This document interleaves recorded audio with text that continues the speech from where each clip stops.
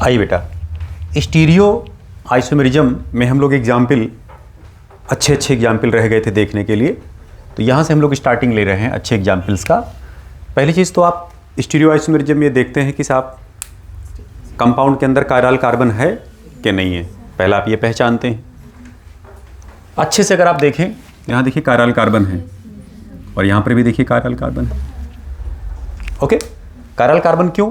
क्योंकि इसके चारों बांड डिफरेंट ग्रुप से अटैच है। देखिए यहाँ H लगा, यहाँ CH3 लगा, यहाँ NH2 लगे और यहाँ ग्रुप पूरा लगा हुआ है। स्पष्ट?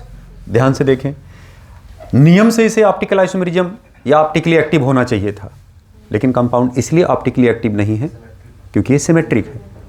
हमने कहा था आपको कि अगर मॉलिक्यूल किसी भी टाइप का सिमेट्री शो करे, चाहे वो प्लेन ऑफ सिमेट्री शो करे, चाहे वो एक्सिस ऑफ सिमेट्री शो करे, चाहे वो पॉइंट ऑफ सिमेट्री या सेंटर ऑफ सिमेट्री शो करे, अगर सिमेट्रिक है किसी भी टाइप से तो वो कभी भी ऑप्टिकल एक्टिविटी शो, कंपाउंड कभी भी ऑप्टिकली एक्टिव नहीं हो सकता।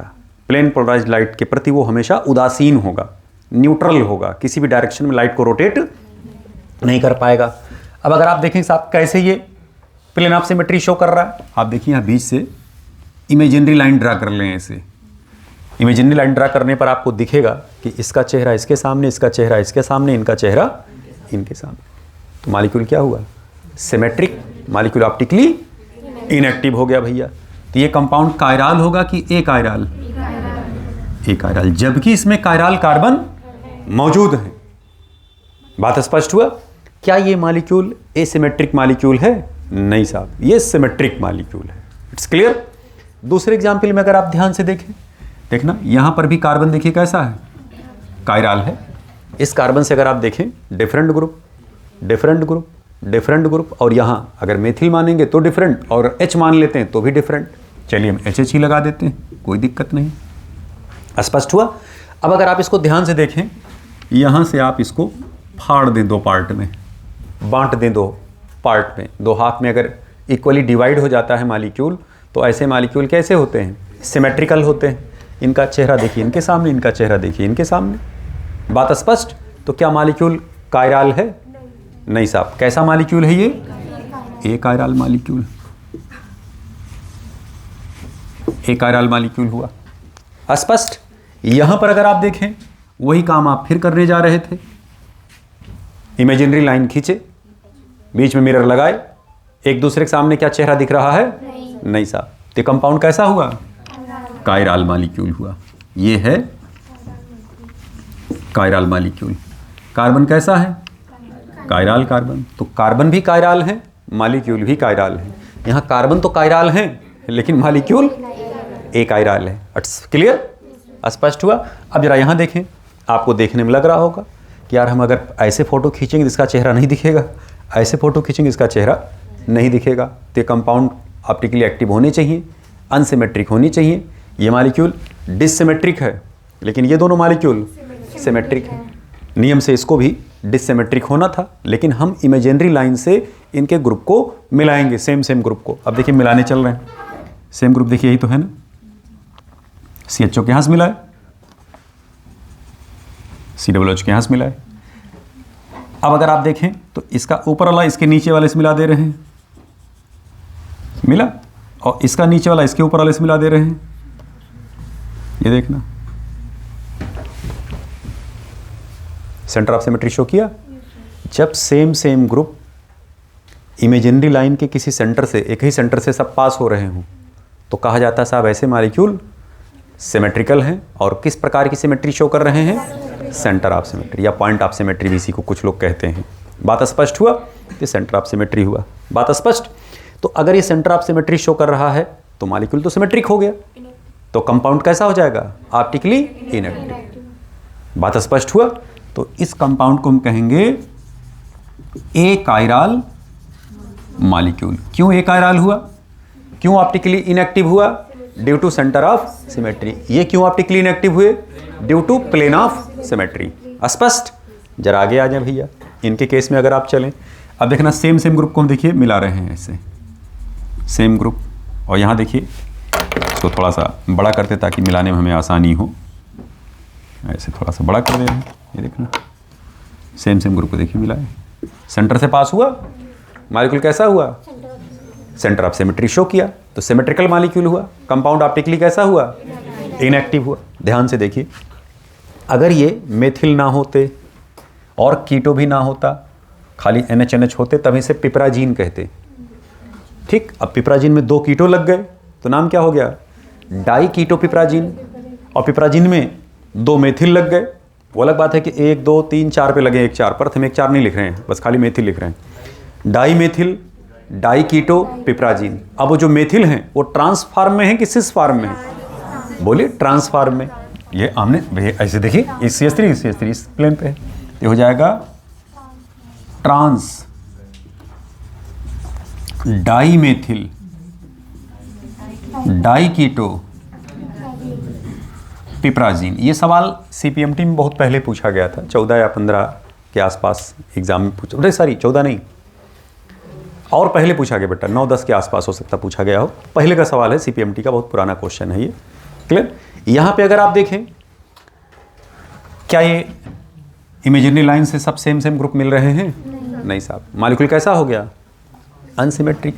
तो अगर ये मॉलिक्यूल अनसिमेट्रिक हो गया तो ये है सिस डाईमेथिल डाईकीटो पिपराजीन। ये मॉलिक्यूल कैसा हो गया, कायराल। तो ये है कायराल मॉलिक्यूल, और ये कैसे हैं, ए कायराल मॉलिक्यूल। बात स्पष्ट हुआ? कहीं किसी को इसमें किसी को कुछ पूछना, बोलें ये ऑप्टिकली इनएक्टिव है और ये ऑप्टिकली एक्टिव कंपाउंड है। तो सिस वाला ऑप्टिकली एक्टिव हो गया, ट्रांस वाला ऑप्टिकली इनएक्टिव हुए पिपराजीन के केस में। स्पष्ट? मिटाएं इसको, आइए भैया मिटा देते हैं। आइए एग्जाम्पल को और आगे बढ़ाते हैं हम लोग। अगर आप इस कंपाउंड को देखें तो क्या कंपाउंड ऑप्टिकली एक्टिव है? नहीं साहब। क्यों? कायराल कार्बन ही नहीं। आप देखिए, क्या ये कार्बन कायराल है? इससे देखिए Cl लगा, दूसरा बांड Br लगा, और ये जो बांड है इसके साथ CH2 लगे हैं, आगे भी तो CH2 ही है। अगर आप यहाँ कहें CH2 तो यहाँ पर भी तो CH2 ही है। कंपाउंड कैसा हुआ, ए कायराल। हाँ, अगर आप यहाँ कोई ऐसे ग्रुप लगा देते अब कायराल हो जाता। अब मॉलिक्यूल ऑप्टिकली एक्टिव हो गया, लेकिन आपके बुकलेट में जो दिया गया एग्जाम्पल यही है, यहाँ से हटा दे रहे हैं। ये मॉलिक्यूल कैसा हो गया, ए कायराल। बात स्पष्ट हुआ? चलिए भैया, यहाँ पर अगर आप गौर से देखें तो ये भी कार्बन देखिए क्या है, कायराल कार्बन नहीं है। क्यों कायराल कार्बन नहीं है? क्योंकि देखिए इधर भी सेम ग्रुप, इधर भी सेम ग्रुप, आगे भी सेम ग्रुप, आगे भी सेम ग्रुप। तो भी मॉलिक्यूल कैसा हुआ, a chiral molecule. Optically inactive, optically inactive. अब अगर आप यहाँ देखें, ये देखिए सितारे जड़ दिए गए अपने आप, सितारे वाले कार्बन है ये, स्टेरिस कार्बन है ये। यहाँ देखिए ग्रुप अलग, यहाँ ग्रुप अलग, यहाँ NH2, यहाँ H। तो कंपाउंड क्या हुआ, कायराल हो गया। स्पष्ट? मॉलिक्यूल ऑप्टिकली एक्टिव होंगे और ये ऑप्टिकली इनएक्टिव होंगे। क्लियर बात? इनको अगर आप ध्यान से देखें, इमेजिनरी लाइन खींचिए, क्या एक दूसरे के सामने चेहरा दिख रहा है? नहीं साहब। इसका मतलब ये मॉलिक्यूल सिमेट्रिक नहीं है। कैसा है, अनसिमेट्रिक, या कह सकते हैं डिससिमेट्रिक मॉलिक्यूल हुआ।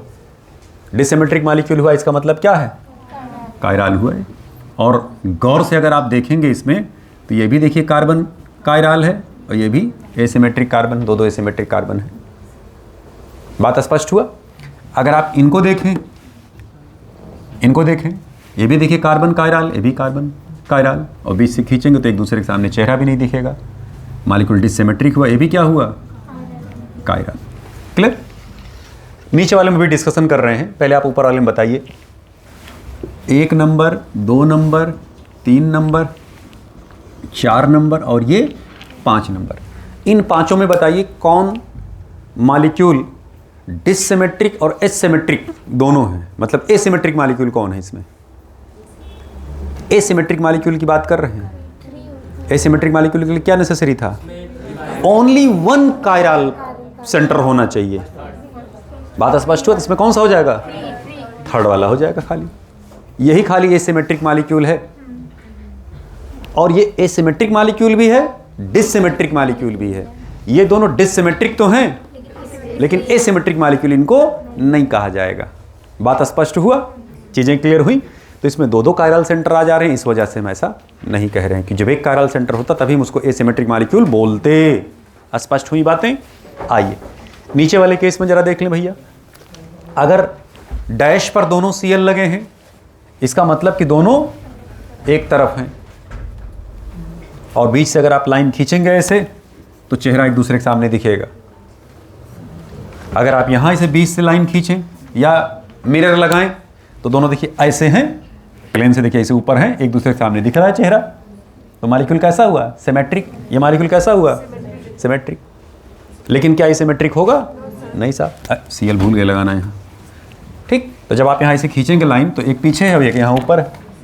बात स्पष्ट हुआ। तो एक दूसरे के सामने चित्र नहीं दिख रहे, तो ये मॉलिक्यूल कैसा हो जाएगा? Chiral molecule. और ये दोनों ही क्या हो गए? एक chiral, due to plane of symmetry. बात स्पष्ट हुआ।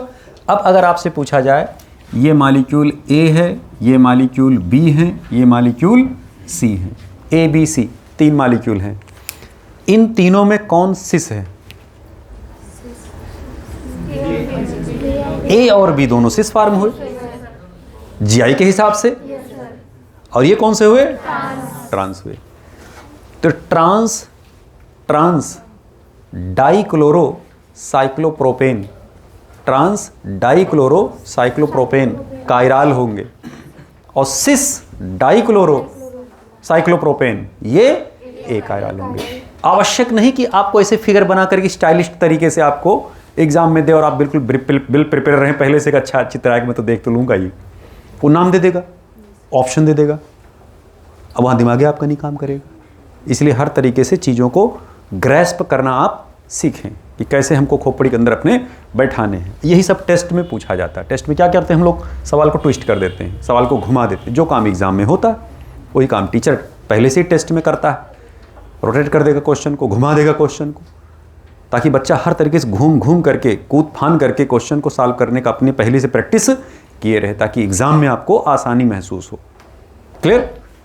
आइए हम सवाल आपसे पूछ रहे हैं, व्हिच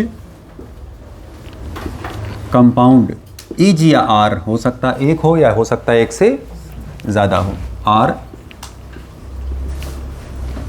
ऑप्टिकली एक्टिव। पहला,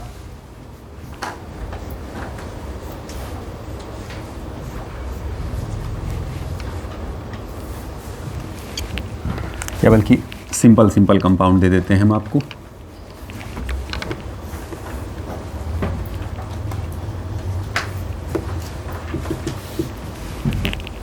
दूसरा,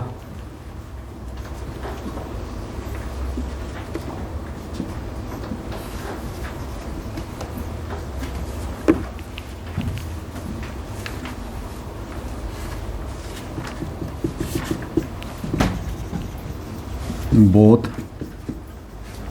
चौथा, नन। तो अब बिल्कुल बोथ करेक्ट। जबकि आप जो कायरलिटी देखते थे वो सिर्फ और सिर्फ कार्बन के सेंटर पर ही देखते थे ना। नाइट्रोजन वाले भी कंपाउंड ऑप्टिकली एक्टिव हो सकते हैं, ऑप्टिकली एक्टिव भी हो सकते हैं, हो सकता है ऑप्टिकली इनएक्टिव भी हो। बात स्पष्ट हुआ। तो इसमें ऑप्शन कौन सा करेक्ट हो जाएगा? बोथ। चलिए फिर हम आपको ऑप्शन दे रहे हैं। और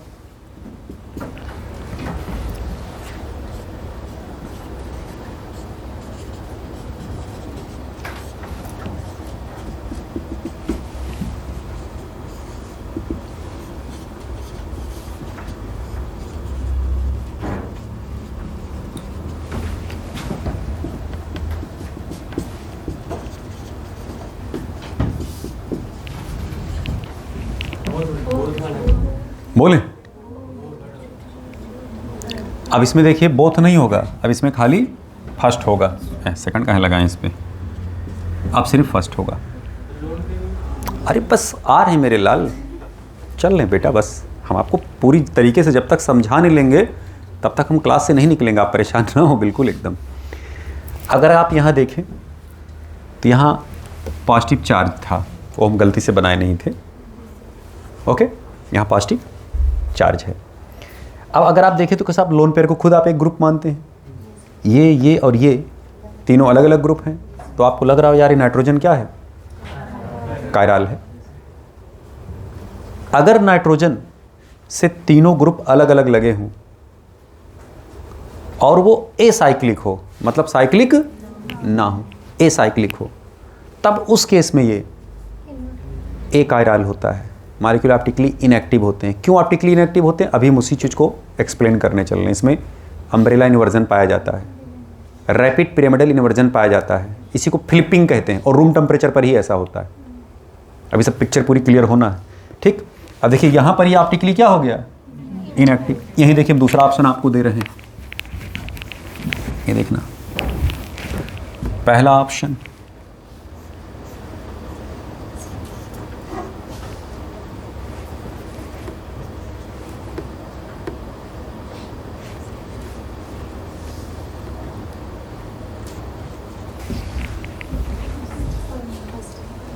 अब अगर आप यहाँ देखें तो इस नाइट्रोजन के चारों ग्रुप अलग अलग हो गए भाई, इधर एल्काइल अलग लगा, एल्काइल अलग लगा, मिथाइल अलग लगा, और ये लोन पेयर खुद एक ग्रुप माना जा रहा है।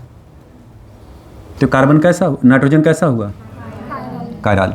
लेकिन ये नाइट्रोजन कायराल नहीं है, क्योंकि दोनों ग्रुप सेम हो गए। नियमतः जब आप लोन पेयर को एज ए ग्रुप कंसीडर कर रहे हो और यहाँ पर मॉलिक्यूल कायराल हो रहा है, तो नियमतः यहाँ पर भी तो होना चाहिए था, बोलिए। लेकिन ये नहीं शो कर रहा है, ये साइक्लिक टर्शरी अमीन है। टर्शरी अमीन कौन, जब नाइट्रोजन से तीनों एल्किल ग्रुप लगे हों, 3 एल्किल ग्रुप लगे हों, तो उसी को आप टर्शरी अमीन कहते हैं। डिफरेंट लगे हों, सेम लगे, उससे मतलब नहीं, टर्शरी अमीन से मतलब है। टर्शरी अमीन वही होगा जिसमें एन हो, इधर आर, इधर आर, इधर आर, सेम हो, अलग हो, उससे मतलब नहीं। हम टर्शरी अमीन कैटेगरी की बात कर रहे हैं, वो तो अलग बात है। जब डिफरेंट डिफरेंट लगेंगे तब आप कंसीडर करेंगे साहब वो ऑप्टिकली एक्टिव है कि नहीं, वो बात की बात है। हम टर्शरी अमीन की बात कर रहे हैं, क्लियर। तो अगर आप देखें तो ये जो टर्शरी अमीन है ये साइक्लिक टर्शरी अमीन है, और ये जो टर्शरी अमीन है ये एसाइक्लिक है, ये साइक्लिक नहीं है। तो जितने एसाइक्लिक टर्शरी अमीन हैं वो ऑप्टिकली इनएक्टिव होते हैं, भले उसमें सारे ग्रुप डिफरेंट लगे हों। क्यों, अभी उसकी जिक्र हम लोग करने चल रहे हैं, उसी का हमें एक्सप्लेनेशन देना है आपको। इनके केस में अगर आप देखें तो ये कैसा है, साइक्लिक। अब ये होता क्या है बेटा, इनके केस में देखिए बिल्कुल शानदार तरीके से आपको समझा देते हैं। होता क्या, जैसे ये कंपाउंड है तो ये जब आप इसको रखते हैं ना तो ये रूम टेम्परेचर पर ही उलट जाता है। उलट जाता मतलब पलट जाएगा। ये पलट करके देखिए जिस रूप में है, अगर हम डी फार में तुरंत ही एल बन जाएगा। ये देखना CH3H7 हो गया, CH3 हो गया, C2H5 हो गया। बात स्पष्ट हुआ। अगर आप इसको R1 कह दें, इसको R2 कह दें, इसको R3 कह दें, तो R3 R2 और ये हो गया R1, और दोनों इक्विलिब्रियम में मेंटेन हो जाते हैं। तो अगर ये D है और अगर ये L है तो आप लाइट अगर मारेंगे तो D और L दोनों मौजूद है उसके अंदर। आधा लाइट को क्लॉकवाइज रोटेट करेगा, आधा एंटी क्लॉक। लाइट जैसे आई थी वैसे पास हो गई बॉडी से इसके। और ये जो फ्लिपिंग हो रही है, उलटना हो रहा है, इसी को फ्लिपिंग कहते हैं। इसी को कुछ किताबें अम्ब्रेला इन्वर्जन बोलती है कि साहब इसमें अम्ब्रेला इन्वर्जन होता है। अम्ब्रेला इन्वर्जन कैसे भाई, आप देखिए ऐसे है अम्ब्रेला, बड़ी वाली डंडी अंदर और छोटी वाली घुंडी बाहर निकली रहती, और छाता ऐसे रहता। आप छाता लेकर के उल्टे दौड़ते हैं हवा के। कभी बरसात और साथ हुआ होगा, बदमाशी जरूर घर पे किए होंगे, लात भी खाए होंगे, छाता उता उलट दिए होंगे, तो और आप पता लेके दौड़ पड़े घड़ घड़ घड़ पूरी तरीके से एकदम, और हवा का अगेंस्ट हुआ क्या, हक से पूरा एकदम छतरी पूरा उलट गया एकदम बाहर। अब छोटी वाली घुंडी अंदर चली गई, बड़ी वाली डंडी बाहर चली गई। ठीक, तो यही काम इसके साथ होता है। ऐसे था ये पूरी तरीके से ऐसे उलट जाता है, ऐसे ऐसे ऐसे ऐसे ऐसे ऐसे। अब मान लो आप ऐसे ऐसे ऐसे ऐसे, इसको फ्लिपिंग कहते हैं। लगातार फ्लिपिंग होता रहता है तो लाइट डिस्टर्ब हो जाता है। लाइट पर डी पर पड़ रहा था, लाइट L बन गया कंपाउंड, L पे पड़ा था D बन गया, तो ये ऑप्टिकली क्या हो जाता है, इनएक्टिव, या कह सकते हैं एक प्रकार से रेसमिंग मिक्सचर बना लेता है। बात स्पष्ट हुआ। चूंकि ये पिरामिडल होते हैं, तो अब अगर आप इसको पिरामिड की तरह देखें, इधर देखें, जैसे यहाँ मान लीजिए कोई ग्रुप है, यहाँ कोई ग्रुप है, यहाँ ग्रुप है, ये देखना पिरामिड हुआ है। तो पिरामिड लगातार क्या होता है, ये नाच रहा होता है, घन घन घन घन घन पूरी तरीके से नाच रहा होता है। जब नाच रहा होगा तो लाइट डिसाइड ही नहीं कर पाएगा यार डी है कि एल है, लाइट हुर्र निकल गई, तब तक बाहर चली गई। तो इसी को पिरामिडल इन्वर्जन कहते हैं। तो जितने ए साइक्लिक टर्सेरी अमीन हैं, ये कैसा है भैया, ए साइक्लिक टर्सेरी अमीन, जितने ए साइक्लिक टर्सेरी अमीन हैं, अगर उसमें कायरल सेंटर होगा तो भी वो ऑप्टिकली एक्टिव नहीं होगा। ये सब बदमाशी हो सकती है, कारण क्योंकि आपके कोर्स में टर्सेरी अमीन है, प्राइमरी सेकेंडरी अमीन है, वो ऑप्शन लगा देगा नीचे से और आपसे पूछ बैठेगा बताओ कौन कंपाउंड ऑप्टिकली एक्टिव है, कौन ऑप्टिकली इनएक्टिव, ये भी लगा देगा, ये भी लगा देगा। आप दोनों को कह देंगे बोथ, क्योंकि आपको बिल्कुल दिख ही रहा है, जबकि ये है और ये। अब सवाल उठता है भाई यहाँ पे क्या खेल है, यहाँ का जरा खेल समझ लें आप, यहाँ का जरा पिक्चर आप समझ लें।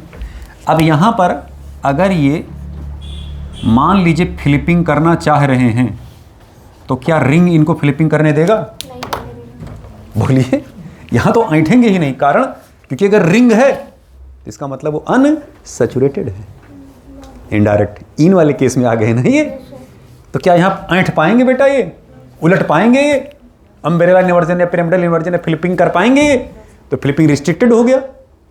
तो जाहिर सी बात है कि अब जिस फार्म में है, अगर डी में होंगे तो डी फार्म में, और एल में होंगे तो एल फार्म में वो पड़े ही रहेंगे। लाइट जब उस पर पड़ेगी तो या तो क्लॉक रोटेट होगी या तो एंटी क्लॉक। तो ये कंपाउंड क्या ऑप्टिकली इनएक्टिव हुआ? नहीं साहब, ऑप्टिकली एक्टिव। तो पिक्चर दोनों का क्लियर हुआ, स्पष्ट हुई बातें बिल्कुल एकदम। वही सब सारे आपके बुकलेट में एग्जाम्पल के रूप में दिए गए हैं। अभी हम रीडिंग लगवा देते हैं, पहले इसको मिटा दें भैया जरा। भाई इस नाइट्रोजन को हम क्यों कायरल बोल रहे हैं?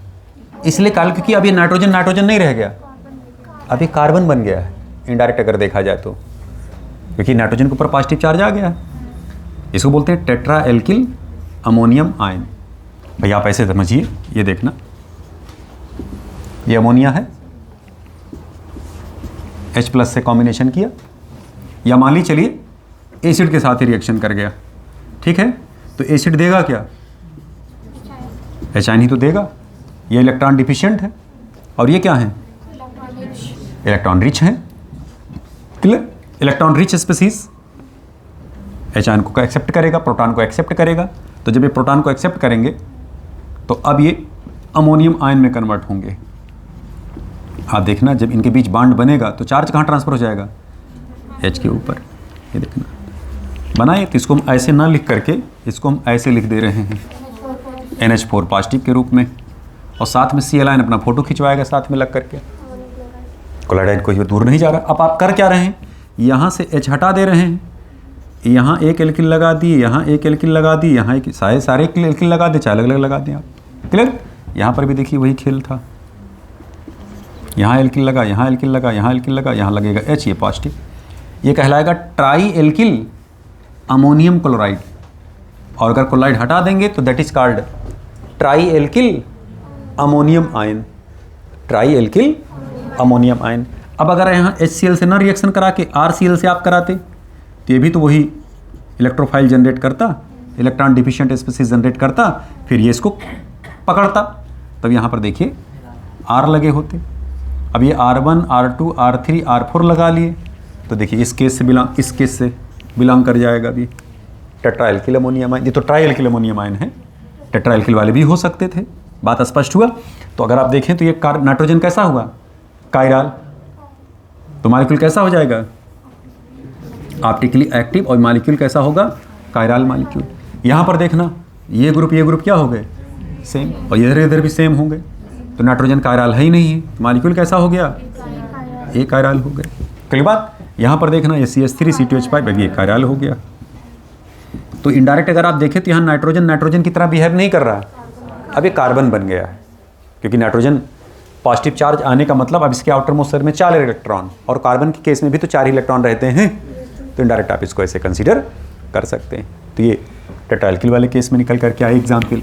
ऐसे ही हम लोगों ने साइक्लिक और एसाइक्लिक वाला केस समझ लिया है, उसको आप रीडिंग लगा लीजिए फट से भैया।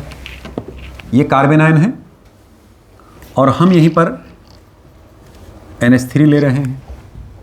दोनों ही कंपाउंड का हाइब्रिडाइजेशन sp3 होगा, इनका भी sp3 होगा। बोलिए भाई, इनका भी sp3 होगा, इनका भी sp3 होगा। अब अगर आप गौर से देखें कि साहब इनका sp3 क्यों हुआ, भाई नाइट्रोजन है, लोन पेयर, इसके पास 5 इलेक्ट्रॉन आउटर मोस्ट शेल में है, 3 H आप लगाए, एक एक इलेक्ट्रॉन आप बांटे, एक लोन पेयर इसका बचा, तो 1 + 3 4 निकल करके आया, तो हाइब्रिडेशन sp3। ऐसे अगर आप कार्बन के केस में देखें तो 4 इलेक्ट्रॉन थे, एक ले रखा है, 5 हो गए, 3 H लगा, 3 इलेक्ट्रॉन इनके गायब हो जाएंगे, एक लोन पेयर बचेगा, तो 1 + 3, ये भी निकल कितना आया। जो खेल अमोनिया के डेरिवेटिव खेल रहे हैं, फ्लिपिंग, अम्ब्रेला इन्वर्जन, सारा का सारा खेल कार्बन आयन केस में भी देखने को मिलेगा। जैसे अभी हमने पीछे दिखाया था ना आपको कि ये नाइट्रोजन है, ये लोन पेयर हुआ, सी। चलिए हम R1 R2 R3 करके लेके चलते हैं। R1 R2 R3, ये कंपाउंड ऑप्टिकली इनएक्टिव क्यों हुआ था? क्योंकि भैया ये क्या कर रहा था, इन्वर्जन शो कर रहा था, उलट जा रहा था, तो ये कंपाउंड ऑप्टिकली इनएक्टिव हो रहा था क्योंकि इसमें फ्लिपिंग पाई जा रही थी, लगातार लगातार लगातार लगातार। बिल्कुल इसी के तरह कार्बन आयन भी हैं, ये देखना, ये R1 लगा, ये R2 लगे और ये R3। अब अगर आपसे सवाल पूछा जाए कि साहब क्या ये ऑप्टिकली एक्टिव होंगे? नहीं साहब, ऑप्टिकली इनएक्टिव होंगे। क्यों? क्योंकि ये भी फ्लिपिंग कॉज कर रहे हैं। तो ये खेल इनके दोनों के एक ही बिरादरी का होने के वजह से ऐसा चल रहा है। बात स्पष्ट हुआ? जबकि हम लोग पीछे देखिए इस एग्जाम्पल को ऐसे लिए थे, ये एसाइक्लिक हैं और ये वाले कैसे थे भैया? साइक्लिक थे। ये कंपाउंड क्या हो गया था? कायरल हो गया था, ऑप्टिकली एक्टिव, और ये ऑप्टिकली इनएक्टिव हो गए। इनमें फ्लिपिंग पाया जा रहा है, उलट जा रहे हैं, लेकिन ये उलट इसलिए नहीं पा रहे हैं क्योंकि इनके पास व्यवस्था उलटने की नहीं है। रिस्ट्रिक्टेड रोटेशन होता है रिंग के अराउंड, बात स्पष्ट हुआ, और फ्री रोटेशन होता है जब सिंगल बॉन्ड चलते हैं, बात स्पष्ट। अब हम लोग कुछ और उदाहरण लेकर के चल रहे हैं। उन एग्जाम्पल्स में कहीं कायरल सेंटर का जिक्र नहीं होगा, कायरल कार्बन का जिक्र नहीं होगा। तो बहुत सारे ऐसे मॉलिक्यूल हैं जिनमें कायरल कार्बन नहीं होता, उसके बावजूद भी मॉलिक्यूल ऑप्टिकली एक्टिव होते हैं। क्यों ऑप्टिकली एक्टिव होते हैं? क्योंकि वो डिससिमेट्रिक होते हैं। डिससिमेट्रिक इन द सेंस मॉलिक्यूल अपना non super imposable mirror image बना रहा होता है। उसमें 2-3 एग्जाम्पल आपके यहाँ हैं जो सवाल पूछे गए, जबकि एनसीईआरटी की बुक में एज सच बहुत ज़्यादा एक्सप्लेनेशन वहाँ पे डायरेक्ट नहीं दिया गया है, लेकिन सवाल पूछा गया है। सवाल हम आपको दिखाते हैं, असाइनमेंट आप ओपन करिए, देखिए उसमें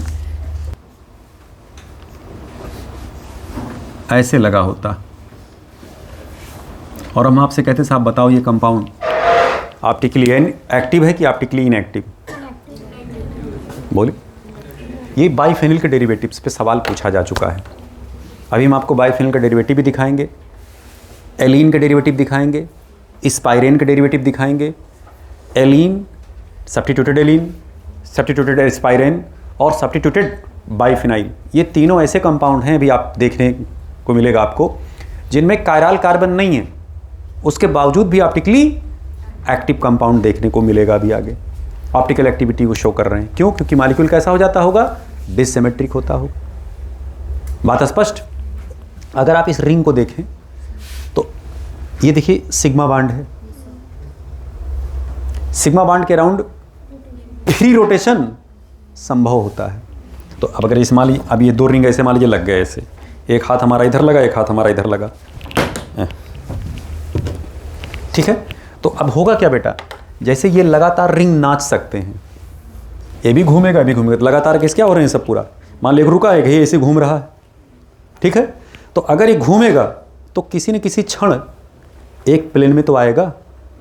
हमने कहा कि मॉलिक्यूल अगर किसी टाइप का अगर प्लेनरिटी शो किया तो ये पक्का जान लीजिए वो ऑप्टिकली इनएक्टिव है। प्लेनर भी नहीं होना चाहिए। ऑप्टिकल एक्टिविटी के लिए मॉलिक्यूल क्या होना चाहिए? पहले तो नॉन प्लेनर, और नॉन प्लेनर में वो डिससिमेट्रिक होना चाहिए, सिमेट्रिक नहीं होना चाहिए। अब जैसे हम खड़े हैं ऐसे, हमारी सिमेट्री आप दो तरीके से निकाल सकते हैं, दो तरीके से हम सिमेट्रिक हैं, दो तरीके से हमको आप फाड़ सकते हैं। कैसे? चाकू लगा दी जिसे कर कर कर कर कर कर हम फट गए, इधर आधा आधा पार्ट बराबर एकदम फटा। दूसरे आप यहाँ से भी तुम प्लेन से भी हमको फाड़ सकते थे आप, भाई इसे खड़े मारते आप हमको, इसे कट गए सोनी सर, आधा अलग हो गए आधा अलग हो गए, और 20 से आप फाड़ दीजिए हमको, आधा पार्ट इधर गया आधा पार्ट इधर गया, तो दो तरीके से पेनल्टी हुआ कि नहीं हुआ? बोलिए। तो इसी तरीके से इसको आप दो तरीके से आप फाड़ सकते थे। आप ऐसे यहाँ से फाड़ते, आमने सामने फिगर एकदम साफ बन रहा है। दूसरे 20 से फाड़ते, तीसरे आप इसको ऐसे भी तो फाड़ सकते थे, जैसे चपटा है 20 से आप चाकू लगा देते। जैसे मान लीजिए कभी कभी पनीर मान लो मोटा कट जाता तो आप 20 से पहले फाड़ते हैं, मतलब उसको cut cut cut cut cut फिर उसको अपने अपने स्टाइल में उसको फिर आप कोना अतरा निकालते हैं उसका।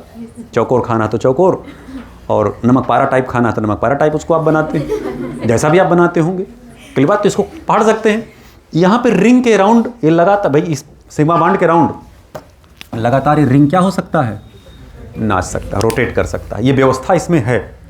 बात स्पष्ट हुआ? अब सवाल उठता है कि ये वाला कंपाउंड ऑप्टिकल एक्टिविटी शो करेगा कि नहीं करेगा। तो पहले आप कंडीशंस जान लें कि कौन बाइफिनाइल्स ऑप्टिकल एक्टिविटी शो करेंगे। ध्यान दीजिएगा, रिंग जो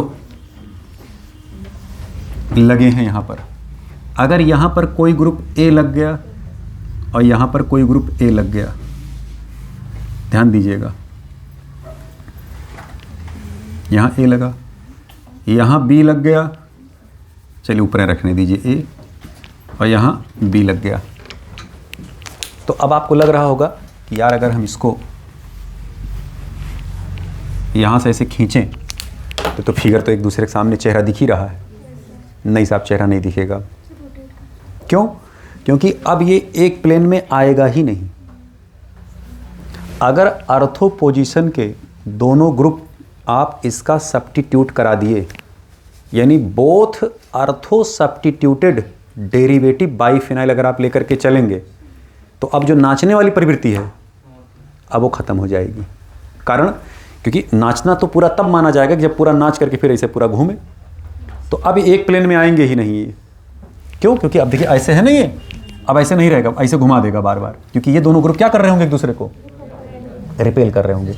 तो अब ये प्लेन में कभी आएगा ही नहीं। अगर प्लेन में नहीं आएगा तो अब ऑप्टिकली इनएक्टिव नहीं रह जाएगा। अब ये ऑप्टिकली एक्टिव हो सकता है, लेकिन उसमें भी कंडीशन हमें देखना पड़ेगा। क्लियर बात? अब देखिए अभी अभी ऐसे हो गया, अब ऐसे हुआ, पहली बात तो नॉन प्लेनर हुआ। अभी अब नॉन प्लेनर जब होगा तो हमें ग्रुप देखना पड़ेगा कि जो ग्रुप लगे हुए हैं ऐसा तो नहीं, जैसे मान लीजिए हम यहाँ लगा दें ए लगा दें, ठीक। अब आपको लगे साहब आप तो ये नॉन प्लेनर हो गया, ये ऐसे था और ये ऐसे हो गया है, ठीक। तो जब ये ऐसे होगा, समझेगा बात ध्यान से, मान लीजिए चलिए ऐसे रहेगा, ये ऐसे हो गया, घूम गए, ठीक। तो जब आप इसको अब इस वाले चाकू आप मान लें और चाकू इसके पेट में घुसेड़ दें, इसे जब इसे पेट में घुसेड़ेंगे तो देखिए दो पार्ट में डिवाइड हुआ कि नहीं हुआ है। तो अगर ये नहीं तो कम से कम ये तो प्लेन ऑफ सिमेट्री शो कर रहा है। मॉलिक्यूल का कोई भी पार्ट अगर प्लेन ऑफ सिमेट्री शो किया या किसी प्रकार से सिमेट्रिक हुआ तो ऑप्टिकली इनएक्टिव हो जाएगा। तो अब इसके एग्जाम्पल देखिए, ये हो सकते हैं, ये देखना, यहाँ लग गया मान लीजिए CH3, यहाँ लग गया मान लीजिए Cl, ठीक है, ये ऐसे कंपाउंड हुआ, यहाँ लग गया मान लीजिए आयोडीन, यहाँ पर भी लग गया आयोडीन। अब आपको लग रहा होगा कि यार बोथ अर्थो सब्स्टिट्यूटेड बाइफिनाइल हैं, नियमतः इनको ऑप्टिकल एक्टिविटी शो करना चाहिए था, लेकिन क्या ये ऑप्टिकली एक्टिव होंगे? नहीं साहब। ये देखना, ये तो सिमेट्री शो करने लगा ना, ये सेम ग्रुप हुए, तो क्या हो जाएगा? ऑप्टिकली इनएक्टिव हो जाएगा, ऑप्टिकली इनएक्टिव हो जाएगा। यानी मॉलिक्यूल कैसा हुआ? एक आयराइल हो गए। बात स्पष्ट हुआ, चीज़ें क्लियर हुई। अब अगर मान लीजिए हम ये एग्जाम्पल ना लेते, हम ऐसे लेते, यहाँ ए था और यहाँ क्या कर दें? बी। अब देखने में आपको लग रहा होगा कि यार ये तो ऑप्टिकली इनएक्टिव हो जाएगा, क्योंकि हम बीच से ऐसे हम मिरर लगा देंगे तो इनका चेहरा इनके सामने, इनका चेहरा इनके सामने। तो ये तो तब संभव होता जब ये मॉलिक्यूल प्लेनर होता, लेकिन क्या दोनों रिंग एक प्लेन में हैं? बोलिए।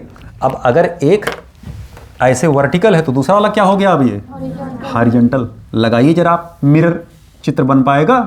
नहीं साहब। बीच में लगाएंगे तब भी सिमेट्री नहीं शो करेगा, और अगर आप बीच से फाड़ेंगे ऐसे मान लिए तो ए का चेहरा बी के सामने, तो ए क्या आमने सामने है नहीं, तो ये मॉलिक्यूल सदैव ऑप्टिकली एक्टिव होंगे। बात स्पष्ट हुआ। अब जरा यहाँ पर देखिए, अगर आप इस मॉलिक्यूल को देखें तो नियम से जैसे लग रहा होगा कि ये कंपाउंड ऑप्टिकली एक्टिव होना चाहिए, जबकि ऑप्टिकली क्या है, इनएक्टिव है। क्यों ऑप्टिकली इनएक्टिव है? क्योंकि जब तक दोनों अर्थों भरे नहीं रहेंगे इन जनरल, तब तक वो ऑप्टिकल मतलब तब तक वो उनका रोटेशन रोक नहीं सकते। अभी भी ये नाच रहा होगा, जब ये नाचेगा तो कहीं न कहीं कभी न कभी नाच करके इसके सामने आएगा कि नहीं आएगा, प्लेन में आके नहीं आएगा। बात स्पष्ट हुआ। तो ये कंपाउंड क्या हुआ, ऑप्टिकली इनएक्टिव हुआ। मॉलिक्यूल अगर प्लेनरिटी शो किया तो ऑप्टिकल एक्टिव हो ही नहीं सकता, या तो प्लेनरिटी शो कर दे, या प्लेन ऑफ सिमेट्री शो कर दे, या सेंटर ऑफ सिमेट्री शो कर दे, किसी प्रकार की सिमेट्री अगर वो शो कर दे। क्लियर बात? तो ऑप्टिकली क्या हुआ, इनएक्टिव। क्या ये शो कर रहा है? नहीं। आप इसे खींच दीजिए, देखिए आधा आधा फिगर एक दूसरे के सामने बन रहे। ये भी सिमेट्री शो किया, ये भी सिमेट्री शो किया। ये क्या है? नहीं साहब। क्यों? क्योंकि ये कहीं न कहीं देखिए, अगर आपको लग रहा होगा कि साहब अगर हम यहाँ से फोटो खींचेंगे तो हाफ हाफ देखिए जा रहे हैं, मिरर इमेज तो नहीं बन रहे हैं, यहाँ से भी मिरर इमेज नहीं बन रहे हैं, तो नियम से इसको ऑप्टिकली एक्टिव होना चाहिए था। लेकिन होता क्या है, अब दोनों रिंग सिग्मा के अराउंड मुफ्त फ्री एकदम रोटेट करने के लिए, ये सिग्मा का जो अराउंड है, जो सिग्मा के अराउंड जो रोटेशन है, ये तभी चोक हो सकता है, तभी रिस्ट्रिक्टेड हो सकता है जब यहाँ अर्थों पर ग्रुप लगे हों, तभी ये भागेगा, आउट ऑफ प्लेन जाएगा। नहीं तो कभी न कभी प्लेन में वो आएगा। नाच तो रहा है ना लगातार, यहाँ नाच तो रहा ही होगा। तो जब नाचेगा तो मॉलिक्यूल ये दोनों प्लेन में आए कि नहीं आए? अगर दोनों प्लेन में आए तो आप चाकू मारिए यहाँ से, देखिए हाफ हाफ एकदम पूरा, आधा पचड़ा इधर आधा पचड़ा इधर। भाई इसे मान लो ऐसे चपटे हैं ऐसे, और बीच से आप ऐसे काट देंगे तो बराबर बराबर कटा कि नहीं कटा है? ये तब संभव होगा जब दोनों प्लेन में आएंगे, और प्लेन में आएंगे ही आएंगे कभी न कभी, क्योंकि सिग्मा बांड के अराउंड रोटेशन हो रहा है, अर्थो पोजिशन पर कोई ग्रुप नहीं लगा है। बात स्पष्ट हुआ? तो घूम करके वो आएंगे ही आएंगे। इसलिए भी मॉलिक्यूल क्या हुआ, ऑप्टिकली इनएक्टिव हुआ। डिफरेंट ग्रुप से मतलब नहीं, तुम ऐसे समझो, देखिए अब तुम्हारे समझ में नहीं आ रहा, इसको थोड़ा तुम और ऐसे मान लो कि ऐसे मोटे मोटे से हैं, चपटे चपटे से। अब ऐसे तुम समझो, बिटिया तुम अपना वाला ये कॉपी उठाओ जरा, ये मोटी वाली, हाँ ये सबसे बढ़िया एग्जाम्पल हो सकता है।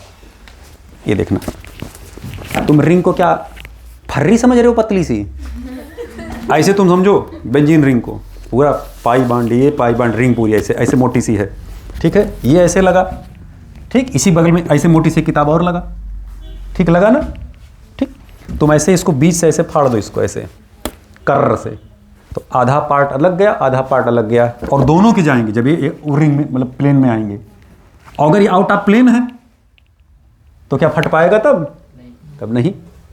तो अब बात समझ में आया कि नहीं समझ में आया? हमने आपको इसीलिए पहले बताया भैया हमको दो तरीके से आप सिमेट्री कास्ट करा सकते हैं, एक ऐसे फाड़ सकते हैं, और एक पूरा ऐसे पैरेलली ऐसे एकदम चीड़ सकते हैं नीचे तक। बात स्पष्ट हुआ? तो इसको हम क्या कर रहे हैं ऐसे, अब देखिए उसी प्लेन में से कट रहा है ना बेटा ये, तो मॉलिक्यूल सिमेट्री शो किया कि नहीं किया? इसमें इट मीन्स कि ऑप्टिकली क्या हो गया, इनएक्टिव। जबकि आपको लग रहा था सर जी ये तो ग्रुप डिफरेंट हैं, तो ये तो होना चाहिए था। ध्यान रखिएगा, तभी ये ऑप्टिकल एक्टिविटी शो करेगा जब इसके दोनों अर्थो डेरिवेटिव पर ग्रुप लगे हों, और वो भी ए और बी, ए और बी हों, बी भी ना हो। बात स्पष्ट हुआ? चीजें क्लियर हुई? अब यहां जरा देखना भैया, ये ऑप्टिकली एक्टिव हुआ कि नहीं हुआ? बोलिए। अभी ऑप्टिकल एक्टिविटी हो गया। अब हम आपको एक एग्जाम्पल और प्यारा सा दिखाते हैं। जरा ये बताइए, क्योंकि जब सवाल यहाँ तक आया ही है तो आपको दिक्कत काज करा सकते हैं। जैसे यहाँ पे लगा दिए ए, यहाँ पर भी लगा दिए ए, यहाँ पर भी लगा दिए ए, यहाँ पर भी लगा दिए ए, यहाँ पर भी लगा दिए ए, यहाँ पर भी लगा दिए ए। बताइए ऑप्टिकली एक्टिव है कि ऑप्टिकली इनएक्टिव? बोले। कायराल है कि ए कायराल? अब देखिए आप फंस गए हैं भाई, ये मॉलिक्यूल कायराल है कि ये मॉलिक्यूल ए कायराल? ये पहला ऑप्शन करेक्ट कि दूसरा? और तो भौकालबाजी में दे ही रहेंगे। बोले। कुछ लोग कह रहे हैं कायराल, कुछ लोग कह रहे हैं अकायरल। बोले अब जरा ध्यान दीजिएगा, जब आप यहाँ से ऐसे प्लेन लगाएंगे, ठीक है, तो इसका तो चलो इसके सामने मिल गया, लेकिन क्या इसके सामने मिल रहा है? नहीं साहब। इसको जरा आप ऐसे खींचिए, इसका चलो मिल गया, लेकिन क्या इसका इसके सामने मिल रहा है? नहीं साहब। और प्लेन में भी ये नहीं है, क्यों? क्योंकि अर्थो दोनों क्या है? सब्स्टिट्यूट कर गया है। अर्थो दोनों क्या हो गया? रोटेट कर गया है। तो ऐसे तो है नहीं, अभी ऐसे घूम चुके हैं ना ये देखिए, ऐसे ना होकर के अभी ऐसे हो चुके हैं। जब ऐसे हैं तो हम एक बार यहाँ फाड़ के देखे, नहीं सिमेट्री था, एक बार इसको फाड़ के देखे, नहीं सिमेट्री था, प्लेन से फाड़ करके देख रहे हैं तो प्लेन से दोनों एक साथ नहीं फड़ा रहे हैं, प्लेन से तब उसके बॉडी के अलॉन्ग से सिमेट्री देख पाते जब दोनों एक प्लेन में होते। एक प्लेन में है ही नहीं है, वो संभावना थी इनएक्टिव होने की, लेकिन ये ऐसे चले गए हैं। अब यही चीज़ अगर हम यहाँ से हटा देते, इधर देखना, ये दोनों यहाँ से हटा देते और यही दोनों हम यहाँ लगा देते, अब एक कायरल हो गए। बात स्पष्ट हुआ? तो अगर हम आपसे कहें साहब कि ये कंपाउंड कायरल है कि एक जो हम पहले बनाए थे, पहले उसका जवाब तो हम लोग लिख लेना यहाँ पर, नहीं तो आप घर पर वीडियो देखेंगे कहेंगे तो उसमें तो गायब था मामला, इधर लग गया था ना, ऐसी था ना, बना था ना। हाँ ठीक, तो ये कंपाउंड क्या हो जाएगा? अभी कायरल हो जाएगा। अब यहाँ जो ए ग्रुप है, आप समझ CH3 लग गया, Br लग गए, आयोडीन लग गया। बात स्पष्ट? कोई भी ग्रुप लगा सकते हैं, तो कंडीशन हम आपको बता रहे हैं, चीज़ें स्पष्ट हुई। एक सवाल और हम आपसे पूछते हैं, ये देखिए मॉलिक्यूल कायरल हो गया, बात स्पष्ट? अब देखिए एक और एग्जाम्पल हम आपको लेते हैं।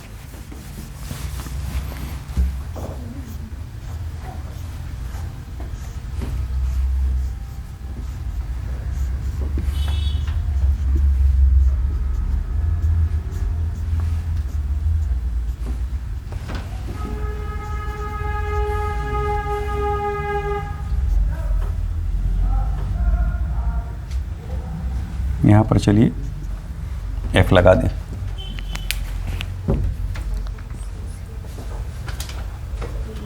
मॉलिक्यूल कायरल होगा कि अकायरल? लिख दे रहे हैं, कायरल की अकायरल?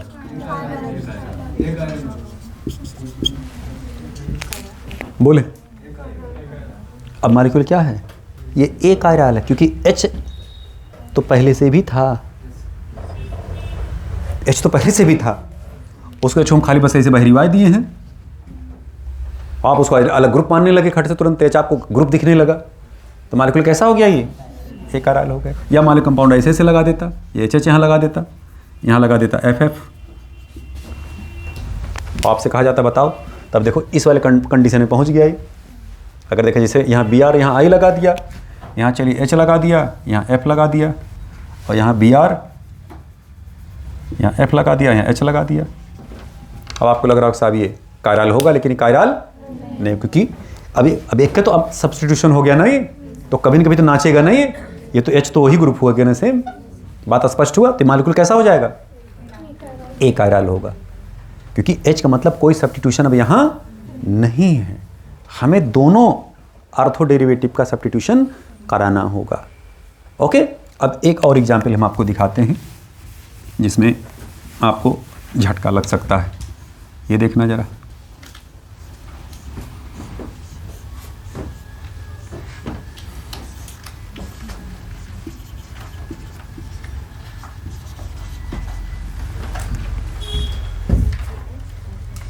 नियम से अगर आप देखें तो कभी न कभी तो ये, जैसे मान लो ये SO3 SH3H लगा है, ऐसे है, तो कभी न कभी तो नाच करके अपने पोजीशन में आएगा, तो नियमतः ये घूम के कभी न कभी यहाँ जाएगा, सिग्मा बॉन्ड के राउंड रोटेशन हो रहा होगा, तो आप खींचेंगे तो कट जाएगा खट से, प्लेन ऑफ सिमेट्री शो कर रहा होगा। लेकिन ये अकेला ऐसा कंपाउंड जो एक्सेप्शन कॉज करता है,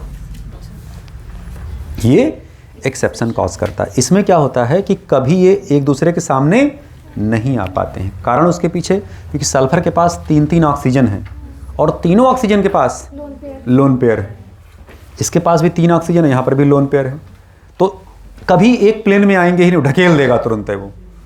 तो इतना बल्कियर ग्रुप होने की वजह से कभी इस प्लेन में ऐसे, जैसे यहाँ ऐसे ऐसे है, देखो ऐसे ऐसे है नहीं, तो ऐसे घूम के कभी ऐसे नहीं आएगा। अगर ऐसे आता तो ऑप्टिकली इनएक्टिव हो जाता, ऐसे रहेगा तभी ऑप्टिकली एक्टिव रहेगा, तो इसको ऐसे नहीं आने देता, वो ऐसा ऐंठे रहता है।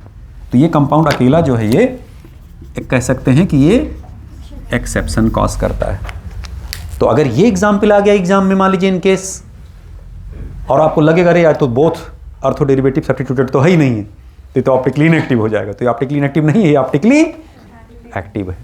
बात स्पष्ट हुआ? तो चीज़ों को एकदम बिल्कुल अच्छे तरीके से खोपड़िया में भैया बैठा ले। बहुत ज़्यादा इसमें हम एंट्री इसलिए नहीं करना चाह रहे हैं, बहुत ज़्यादा डिटेल में इसलिए नहीं जाना चाह रहे हैं क्योंकि बहुत ज़्यादा सिलेबस में आपके नहीं है। क्लियर? आइए जरा अब हम लोग सब्स्टिट्यूटेड एलीन को देखते हैं कि ये कंपाउंड ऑप्टिकली कब एक्टिव होगा और कब ऑप्टिकली इनएक्टिव होगा। आप याद करें, हम लोगों ने इवन और ऑड का केस देखा था, याद है? जब इवन नंबर ऑफ एलीन होता था, ठीक है, तो इधर वाले क्या होते थे? दोनों आउट ऑफ प्लेन होते थे, मतलब नॉन प्लेनर होते थे दोनों तरफ के ग्रुप। जैसे अगर ये मान लीजिए ए लगा है, ये बी लगे हैं, तो ये ए यहाँ भाग जाएगा और बी यहाँ भाग जाएगा। अब तो समझ में आया ना भाई? अगर ये ऐसे हैं तो ये क्या हो गया? ऐसे निकल कर के आ गया, तो ये क्या हो जाता था? Non planar. तब ये जीआई शो नहीं करता था।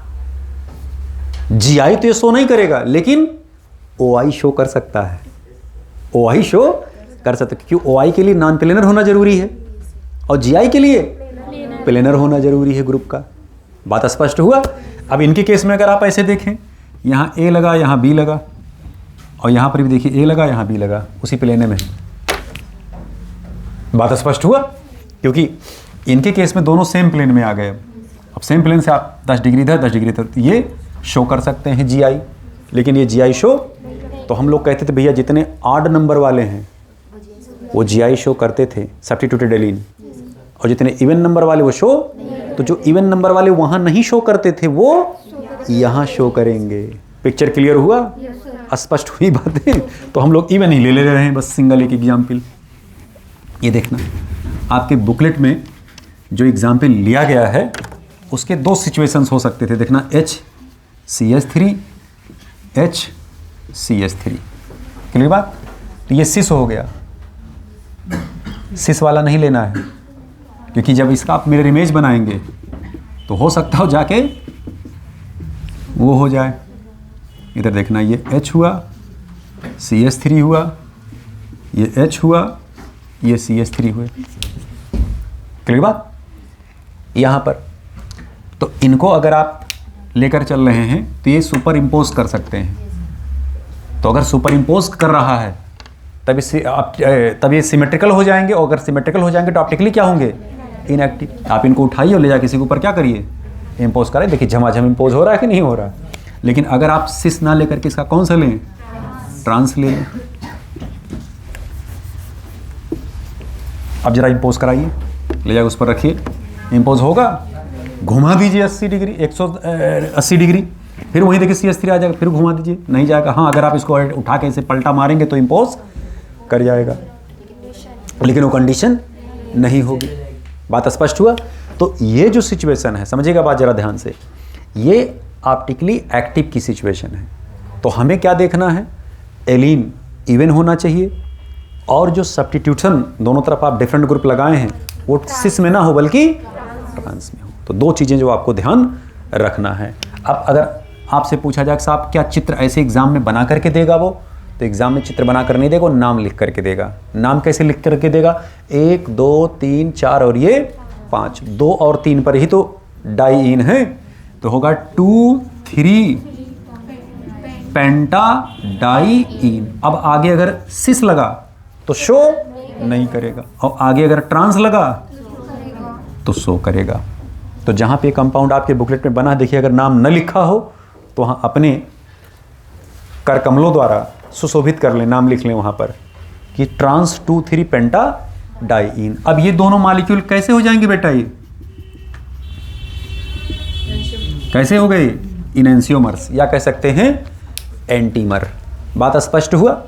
चीज़ें क्लियर हुई? तो बहुत ज़्यादा डिटेल में इसमें एंट्री नहीं करेंगे क्योंकि ऑलरेडी हम आपको ये बात पहले बता चुके हैं। एलियन का पूरा खेल हम लोग खेल चुके हैं, और बस खाली हमें एग्जाम्पल 1 2 लेकर के निकलना था आगे, क्योंकि बहुत ज़्यादा जब सिलेबस में डिटेल में नहीं है तो हम क्यों डिटेल में एंट्री ज़्यादा करें? फालतू। देखना, टाटू निकल रहा मुंह से, भरा हुआ है एकदम। ये H लगा, ये NH2 और ये लगे। एक मिनट, तो सिस वाले हो ना बेटा ये? हाँ, तो ये तो शो ही नहीं करेगा। यहाँ H ले लीजिए। क्लियर हुआ? स्पष्ट हुआ? अब अगर इसका नाम आप लिखना चाहते हैं तो नाम कैसे लिखेंगे? स्पायरो का नामकरण हमने सिखाया था आपको। यहाँ से आप नहीं लिखते थे, आप यहाँ से लिखते थे। 1 2 3 4 5 6 7, ठीक। तो 2 पर और 6 पर डाई अमीनो स्पायरो। बोलिए, ब्रैकेट के अंदर आइए। 1 2 3 3 कामा 3 3 3 6 1 7, क्या हो जाएगा? हेप्टेन। देखिए नाम लिखा है आपके बुकलेट में इसका। वेरी गुड, बहुत खुशी की बात है कि नाम लिखा हुआ है वहाँ पर। तो 2,6 डाई अमीनो स्पायरो 3,3 हेप्टेन। अब ये सिस फार्म है कि ट्रांस फार्म है? इनडायरेक्ट कह सकते हैं ट्रांस। हालांकि ट्रांस और सिस हम अपने समझने के लिए खाली कह रहे हैं यहाँ पर। भाई सिस ट्रांस तो तब शो करता जब ये एक प्लेन में होते, तो जब GIE नहीं शो करा तो सिस ट्रांस का क्या अर्थ हुआ? लेकिन हम लोग अपने समझने के लिए ऐसा कह रहे हैं कि सिस और ट्रांस का चक्कर यहाँ पर हम लोग ले रहे हैं। बात स्पष्ट हुआ? तो ये इतनी बातें हम लोग ऑप्टिकल आइसोमेरिज्म में पढ़ी। कुछ हम लोगों ने नॉर्मल केस देखा, कुछ हम लोगों ने एबनॉर्मल केस देखा, कुछ हम लोगों ने स्पेशल केस देखा, कुछ दुर्लभ एग्जाम्पल भी हम लोगों ने इसमें दर्शन किए। और उसके बियॉन्ड आपके यहाँ एग्जाम में नहीं आए, क्योंकि सिलेबस में बहुत ज़्यादा डिटेल में नहीं है जितना सिलेबस में। और जहाँ तक सवाल आपके यहाँ पूछे गए हैं, आप देखिए सिर्फ और सिर्फ उसी लेवल तक ही हम डिस्कशन कर रहे हैं। हम लोग पढ़ाने को तो और भी ज़्यादा पढ़ सकते हैं। अब कैसे इसमें RS निकलता है, कैसे निकलते हैं, बहुत लंबे लंबे पूरे सब इसमें खेल पूरा खेला जा सकता है। लेकिन हम लोग सिर्फ उतने चर्चा कर रहे हैं जितना हमारे सिलेबस में है, जितना हम NCERT के इर्द गिर्द नाच सकते हैं। आइए अब इसमें देखिए अगला जो एग्जाम्पल लेकर चल रहे हैं, आप रेसमिंग मिक्सचर किसे कहते हैं बेटा? रेसमिंग मिक्सचर। रेसमिंग मिक्सचर क्या है जरा आप ध्यान दें भैया। जो टेक्निकल टर्म है आप जान लें, डिफिनीशन जो आपका बुकलेट में दिया गया है, equimolar mixture of D and L form, या कह सकते हैं प्लस एंड माइनस फार्म। तो प्लस और माइनस फार्म का समान मोल अगर ले लिया जाए, 1 मोल हो तो 1 के मोल ये भी हो, 2 मोल हो तो 2 मोल ये भी हो, 3 मोल हो तो 3 ही मोल ये भी हो। अगर मोल कम ज़्यादा आप लेंगे तब वो किसी न किसी डायरेक्शन में लाइट को रोटेट कर रहा होगा। जैसे मान लीजिए हम D फार्म को लिए कंपाउंड, और ये लाइट को 30 डिग्री प्लस डायरेक्शन में घुमा रहा था। उसी का L फार्म हम लिए, वो लाइट को 30 डिग्री माइनस फार्म रोटेट कर रहा होगा। बात समझे ध्यान से। तो अब अगर दोनों का बराबर मात्रा हम लेंगे, बराबर मात्रा अगर मान लीजिए हम लेते हैं, ठीक, तो दोनों एक दूसरे को क्या कर देंगे? न्यूट्रलाइज। बात स्पष्ट हुआ? दोनों एक दूसरे क्या कर देंगे? न्यूट्रलाइज। अब अगर मान लीजिए हम इसका 0.5 मोल लिए और इसका 0.01 मोल लिए, तो अब ये कम हुआ ना, तो लाइट ओवरऑल कहाँ घूम रहा होगा? क्लॉकवाइज D डायरेक्शन में जा रहा होगा। कितना घूम रहा होगा? वो एनेंशियोमेरिक एक्सेस का एक फार्मूला होता है, उससे निकाला जाता है। वो एडवांस क्लासेस में सवाल उसके आते हैं। पहले सवाल आपके यहाँ भी आता था, लेकिन अब जब से NCERT चलने लगा तब से हम लोग कहते हैं भैया अभी सिलेबस में इसको मत पढ़ो। हम 4-5 साल पहले पढ़ाते थे कैसे एनेंशियोमेरिक एक्सेस निकलता था, उसमें परसेंटेज डाले जाते थे। इतना % D फार्म है, मान लो 10 ग्राम उसमें L फार्म डाल दिए और 3 ग्राम D फार्म डाल दिए हैं। अब बताओ ओवरऑल लाइट किस तरफ डायरेक्शन में घूम रहा होगा और कितना डिग्री रोटेट कर रहा होगा। दोनों का डिग्री दे देते हैं कि भाई साहब एक इतना डिग्री घुमा रहा है, एक दूसरा इतना डिग्री घुमा रहा है। तो अभी सब हम लोग नाटक ज़्यादा चलते ही नहीं। हालांकि हम सवाल इसके फार्मूले 2 लगाए हैं, आपकी बुकलेट में है, लास्ट में फार्मूला है, इसलिए क्योंकि बच्चा जानता रहे, फार्मूला खाली उसको दे दिया गया। मान लो इन केस अगर सवाल फंसा दें वो ले जाकर के, इन केस इस टाइप से अगर लास्ट में आया होगा तो हम पढ़ा देंगे उसको। लेकिन खाली हमको यहाँ पर ये देखना है कि दोनों के जब आप बराबर मात्रा लेके चलेंगे, जैसे मान लो 0.5 मोल ले लिए, 0.5 मोल ले लिए, या 1.5 मोल ले लिए, 1.5 मोल ले लिए, तो जितना लाइट क्लॉकवाइज घूमेगा उतना एंटी क्लॉक घूमेगा। तो लाइट ओवरऑल क्या हो गया?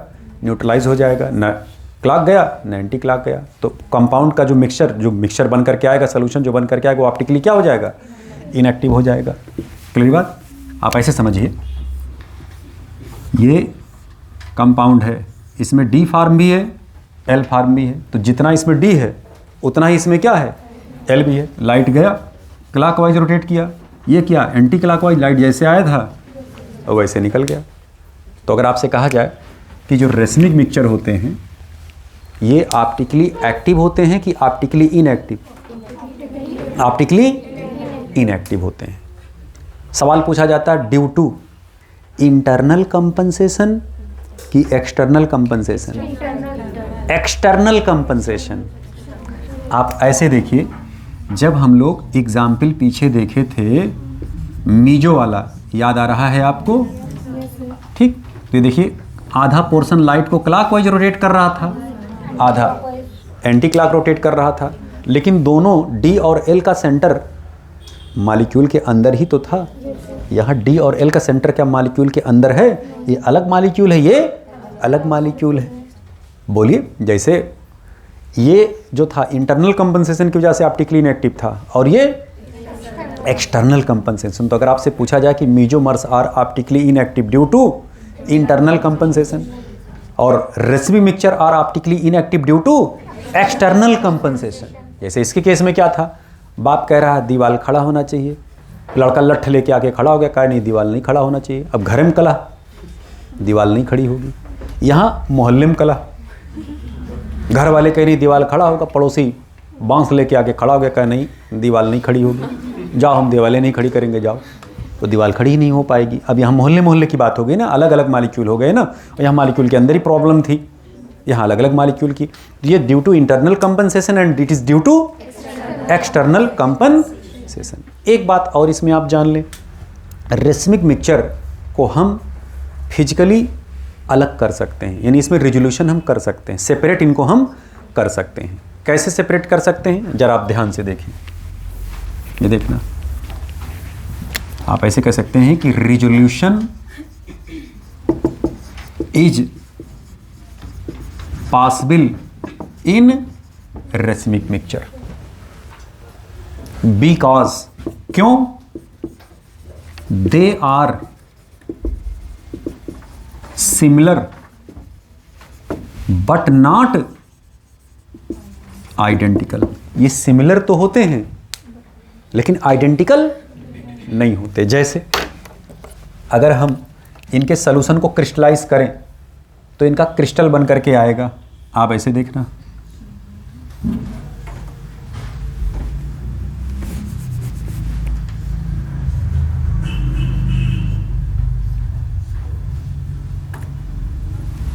ये हुआ, एक डी फार्म हुआ तो दूसरा क्या हो गया, एल फार्म हो गया। अब आप अगर देखेंगे ध्यान से तो आप जब देखेंगे कहेंगे हाँ यार दोनों सेम तो हैं लेकिन दोनों एक टाइप के नहीं लग रहे हैं। तो ये दोनों सिमिलर तो हैं लेकिन आइडेंटिकल नहीं। जब आप चिमटी से पकड़ेंगे तो लगेगा हाँ यार ये कुछ क्रिस्टल अलग टाइप दिख रहा है, ये क्रिस्टल कुछ अलग टाइप दिख रहा है। नहीं समझ में आई बात? और अच्छा एग्जाम्पल आपको समझाते हैं। जैसे पैर का चप्पल देखे हैं ना,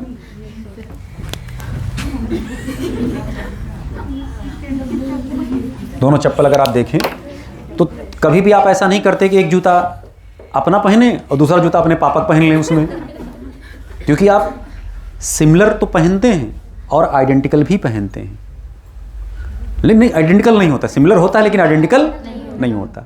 जैसे दोनों पल्ले के चप्पल हम आपको दिखाएं कि साहब ये बताओ कौन से पैर का है, तो देखते हैं तुरंत ये दाहिने वाले पैर का है, अरे वो हमारा बायां हाथ दिख रहा है, क्लियर। और इसको दिखाएं तुरंत कहेंगे हाँ साहब ये दाहिने पैर का दिख रहा है। या हाथ ही आप देख लें, ऐसे हाथ दोनों आप देख लीजिए, दोनों देखिए सिमिलर हैं, दोनों सिमिलर हैं लेकिन क्या दोनों आइडेंटिकल हैं?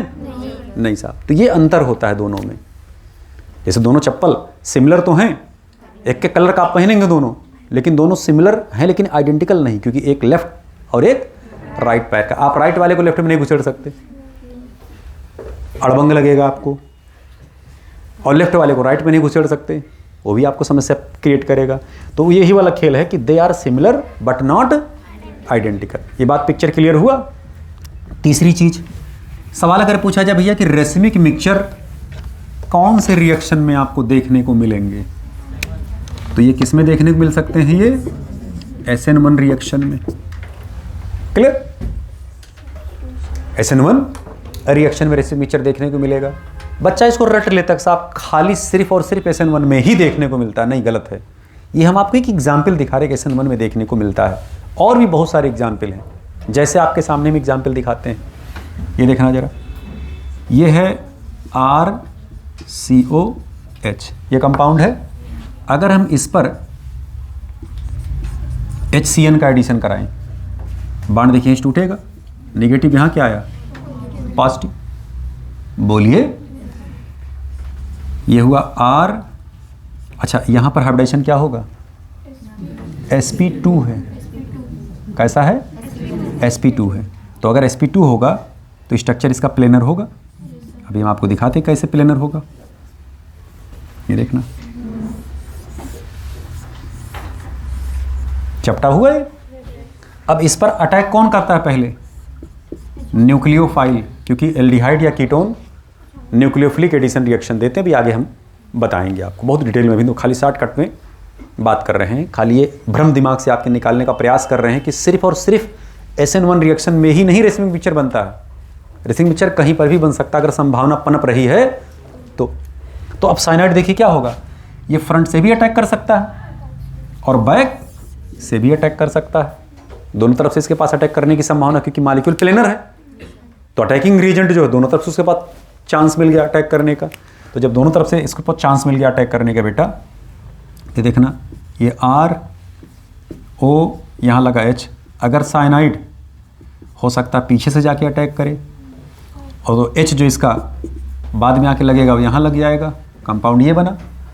और ये हो सकता ऊपर रहें, और यही हो सकता है कि ये पीछे से ना जा कर के सामने से अटैक करें, तब H कहाँ चला जाएगा, पीछे चला जाएगा।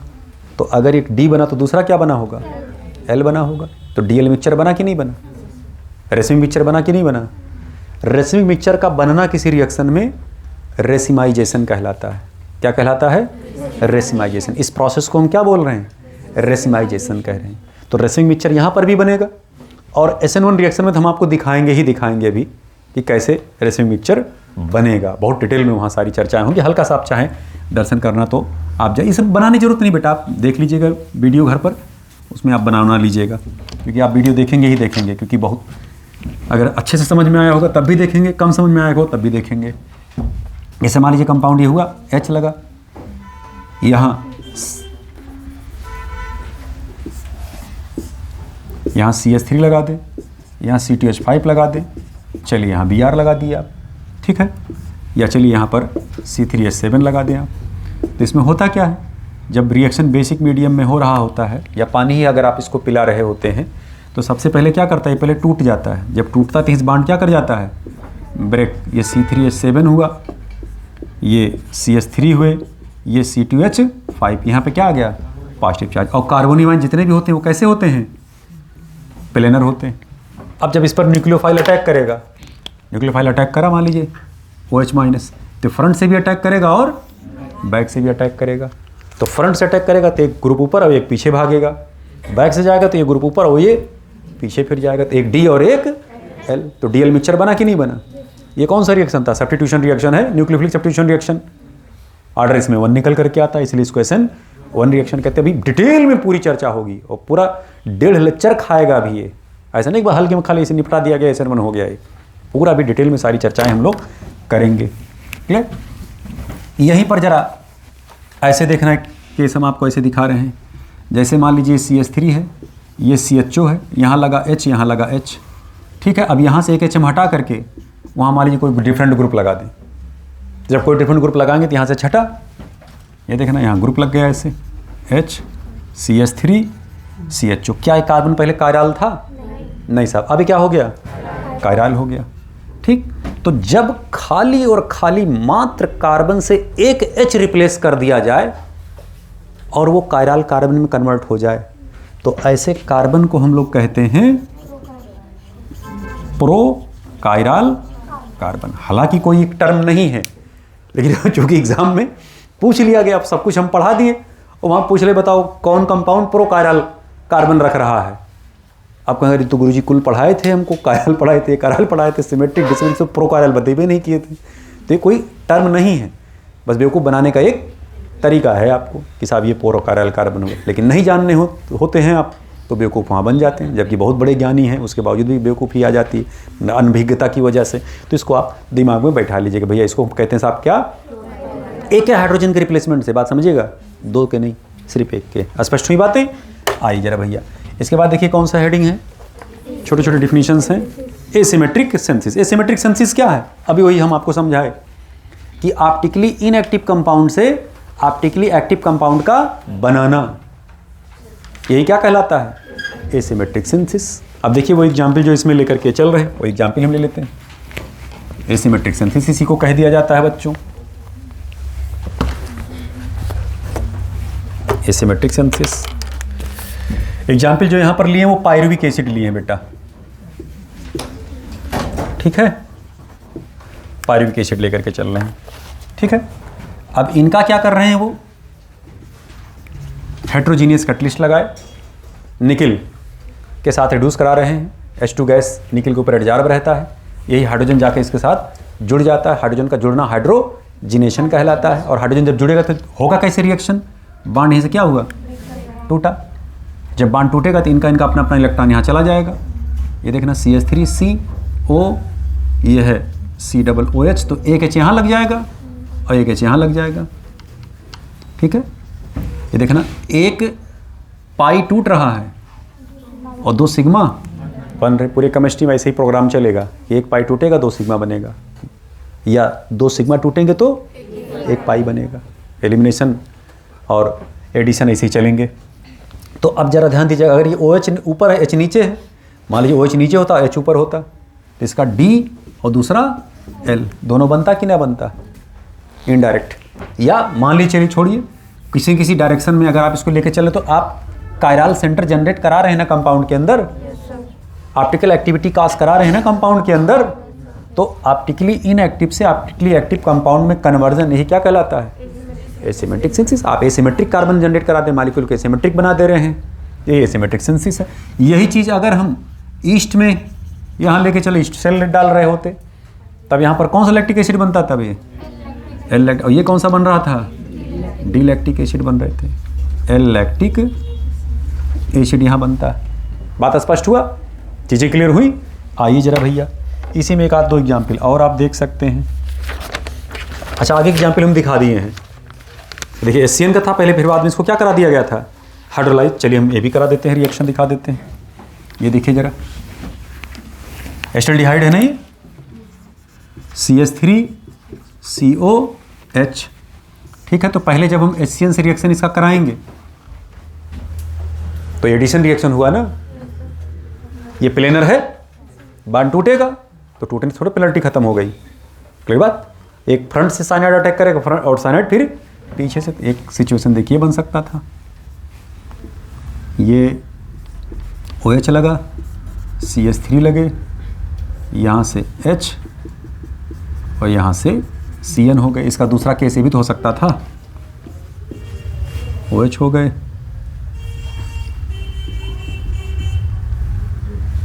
CN यहाँ आ सकता था, H यहाँ जा सकते थे, ये CH3 हुआ। बोली हुआ? इसको साइनोहाइड्रिन कहते हैं। किसी भी कंपाउंड में अगर साइनाइड ग्रुप है और हाइड्रॉक्सिल ग्रुप है तो उसे साइनोहाइड्रिन कहा जाता है। कभी भी अगर साइनाइड को आप हाइड्रोलाइज कराओगे, इधर देखना,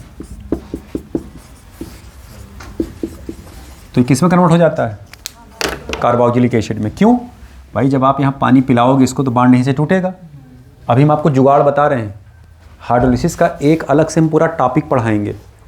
साइनाइड कैसे हाइड्रोलाइज होता है, हाइलो एल्केन कैसे हाइड्रोलाइज होते हैं, हाइलो एरीन कैसे हाइड्रोलाइज होते हैं, एमाइड कैसे हाइड्रोलाइज होता है, एसिड एसिड के डेरिवेटिव कैसे हाइड्रोलाइज होते हैं, एल्कीन एल्काइन कैसे हाइड्रोलाइज होते हैं, सब पूरा पिक्चर अभी आगे आपको हम दर्शन कराएंगे। एक ही जगह पूरा हाइड्रोलिसिस का केस ही वहाँ डिस्कस कर देंगे। क्योंकि अक्सर हाइड्रोलिसिस में कंपाउंड लिख के H3O+ लगा देंगे, कंपाउंड लिख के H2O/H लगा देते हैं। वो दिमागे नहीं काम करता यार, कंपाउंड क्या बनेगा।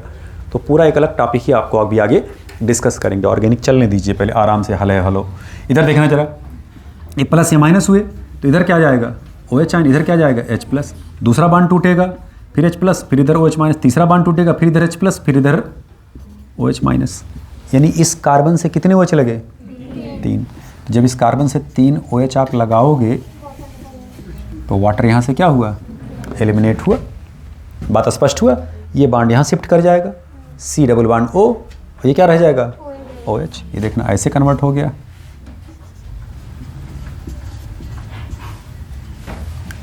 तो कभी पर अगर साइनाइड को हम हाइड्रोलाइज कराएंगे तो किस में कन्वर्ट हो जाएगा सीधे बेटा, कार्बोक्सिलिक एसिड में। तो हम अगर आप इसको देखिए, पहला स्टेप इन्होंने क्या किया, HCN से एडिशन कराया, फिर बाद में इसको क्या करा दिया, वो हाइड्रोलाइज करा, एसिडिक हाइड्रोलिसिस हो रहा है, बेसिक हाइड्रोलिसिस भी होगा, लेकिन मैकेनिज्म उसकी बदल जाएगी। अब आगे देखिए जरा, वो आगे हम डिस्कस करेंगे कि कब एसिडिक हाइड्रोलिसिस कराना है हमें, कब बेसिक।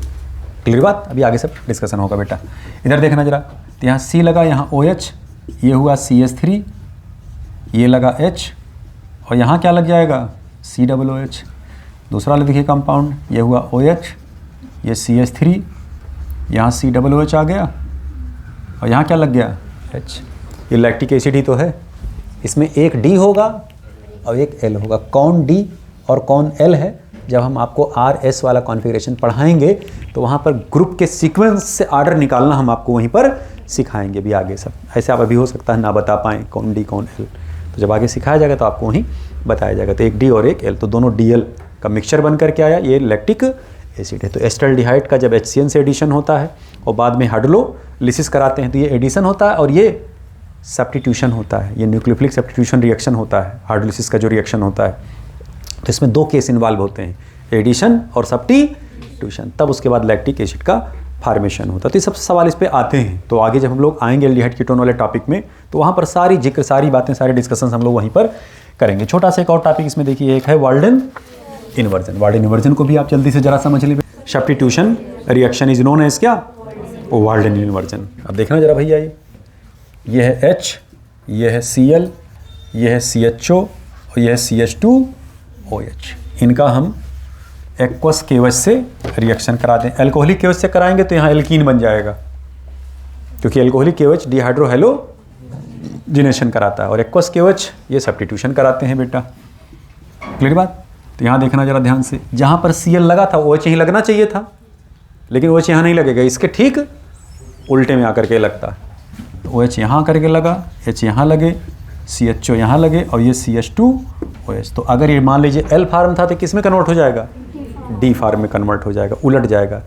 इसी को हम वाल्डन इन्वर्जन कहते हैं। वाल्डन इन्वर्जन SN2 रिएक्शन में और रेसिमिक मिक्सचर SN1 रिएक्शन, ये एकदम लर्न कर लें क्योंकि अक्सर इस पर सवाल पूछे जाते हैं। कैसे, अब आप ऐसे समझ लीजिए, देखिए जैसे मान लीजिए कंपाउंड ये है, ये CH3 है, यहाँ लगा Cl, यहाँ लगा C2H5, चलिए यहाँ पर H ही हम लगाए हैं। तो एक प्रकार से देखें कार्बन कायरल है कि नहीं, कार्बन यहाँ पर भी कायरल था, कार्बन यहाँ पर कायरलिटी नहीं खत्म होती, बस खाली उलट जाता है, उसका इन्वर्जन हो जाता है उसके कॉन्फ़िगरेशन का। तो यहाँ पर जब हम लेके चलते हैं बेटा, मान ली OH आयन से जब हम अटैक कराते हैं तो इसमें ट्रांजिशन स्टेट बनता है। कारण टर्शरी वाले में तो Cl पूरा पूरा निकल जाता है, लेकिन यहाँ पर Cl निकल नहीं पाता। अब आपको आगे बताएंगे कि जो SN2 रिएक्शन होता है ज़्यादातर प्राइमरी एल्किल हैलाइड में मुख्य रूप से पाया जाता है, सेकेंडरी वाले दोनों देते हैं, दोनों कंडीशंस उसमें परसिस्ट करते हैं। ठीक, तो अब जब ये घुसता अंदर जा करके देखना जरा इधर, तो ये हो गया CH3, ये हो गया C2H5, ये हो गया H, यहाँ लगा Cl।